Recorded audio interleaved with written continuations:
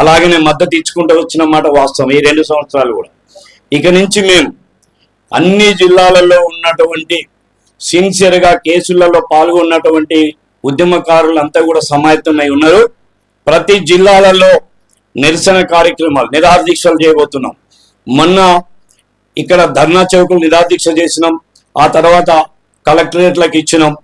ఇప్పుడు ఇక్కడి నుంచి ఏది జూన్ 2వ తారీఖున రాష్ట్ర అవతరణ దినోత్సవం రోజు ఏదైతే ప్రకటిస్తారని చెప్పని అనుకున్నామో అది ఆ ఆశలు అడియాసలైనాయి. కాబట్టి అన్ని జిల్లాలలో తెలంగాణ జాయింట్ యాక్షన్ కమిటీ తరఫున నిరాహార దీక్షలు చేయబోతున్నాం, ధర్నాలు చేయబోతున్నాం.